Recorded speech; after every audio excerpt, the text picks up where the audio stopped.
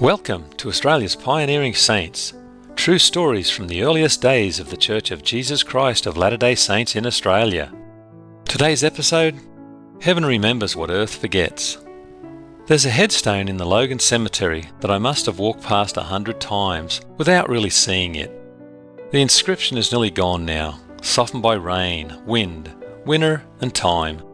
It marks the grave of a woman named Sarah Jane Bryant, who died in 1863. I'm going to tell you her story today, but I need to warn you, this isn't the kind of story I expected to tell. It started as historical research and became something else entirely. Something that changed how I understand faith, sacrifice, and what it means when Christ promises to restore all things. For over a decade, I taught mechanical engineering at Utah State University in Logan, Utah. The campus sits just steps away from the old Logan Cemetery, and I'd often walk those quiet paths after long days, stopping to read inscriptions, looking for stories of early Australian converts to the Church of Jesus Christ of Latter-day Saints. Sarah Jane Bryant's headstone was one I'd passed many times. But it wasn't until I was researching something else entirely, the McCarthy miracle, where Samuel Bryant's wheat field caught fire under mysterious circumstances, that her name caught my attention. Sarah was one of Samuel Bryant's daughters. I needed to understand the character of the witnesses to that miracle. Were they reliable? Honest? Careful observers? What began as a footnote in someone else's story became a journey I never expected. Let me take you back to the 1850s to the Williams River district near Maitland, New South Wales, Australia. The Bryant family farmed there. Good people, working the land in what was still a sparsely settled colony. In 1852, missionaries from the Church of Jesus Christ of Latter-day Saints arrived in the area. The message they brought resonated deeply with the Bryant family. By early 1853, they'd all joined the church, including Sarah. Their home became the centre of the Williams River branch, a testament to their conviction. Now here's where Sarah's story becomes noteworthy. She was 29 years old, still unmarried. In the Australian colonies at that time, where Latter-day Saints were few and far between, faithful men were scarce. She could have stayed close to family, comfortable and safe, but Sarah's heart yearned for something more. The promise of eternal covenants burned into her soul. There would be no settling, no compromising, so she left for America as soon as she could. Her family followed the year after. The Bryant family settled for a time in San Bernardino, California. It was there that Sarah married Reuben Gates, a Californian convert, on June 6, 1855. Eventually they made their way to Logan, Utah. Her time there would be heartbreakingly brief. November 13, 1863, Sarah Jane Bryant passed away. She was only 39 years old. She was laid to rest in the Logan Cemetery.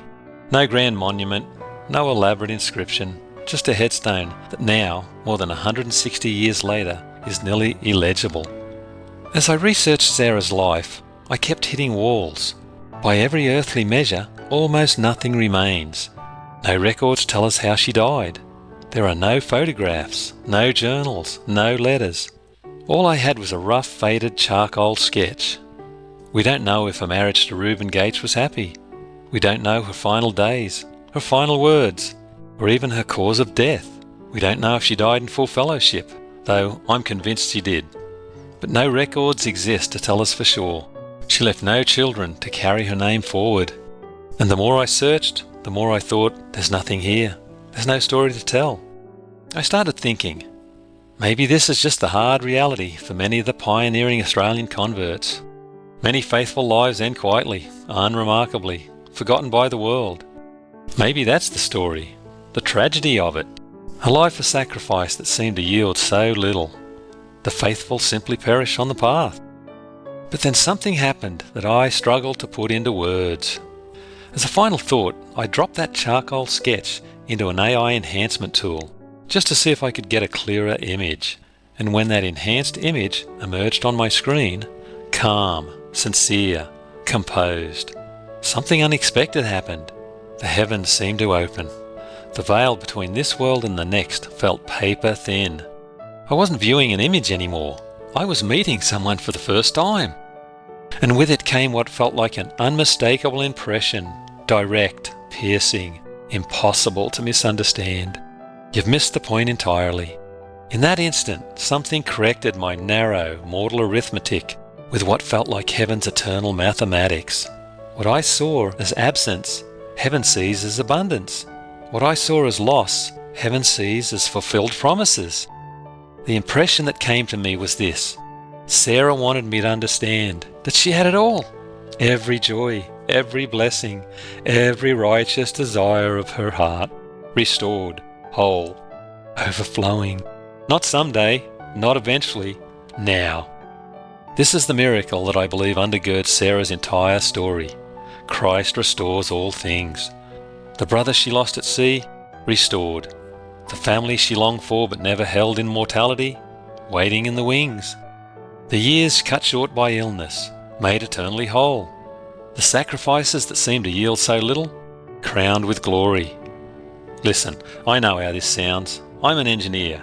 I deal in data, in evidence, in things I can measure and verify. But I'm telling you what I experienced in that moment. Sarah Jane Bryant, childless by earthly measure, forgotten by historical record, stands complete in Christ. Her life is not defined by what mortality denied her, but by what Christ has restored. That day, her image radiated, not the sadness of a life cut short, but the joy of a promise fulfilled. For a brief, overwhelming moment, I felt I was allowed to share what might be the beautiful feeling she holds in heaven. Tears of joy filled my eyes. Now let me be honest with you. Whether that impression came from Sarah, from the Spirit, or from my own yearnings to find meaning in her story, I cannot say with absolute certainty. What I can say is that it changed me. It changed how I look at those weathered headstones, how I think about those lives that seem to leave no trace, how I understand what really matters. Because here's what I learned. It was never about earthly accomplishments. It's not about posterity or monuments or historical recognition. The message I took from Sarah's story is simple. Follow him, and he will restore all things. Heaven does not forget those who trust in Christ. And sometimes, just sometimes, they reach back through the veil to remind us.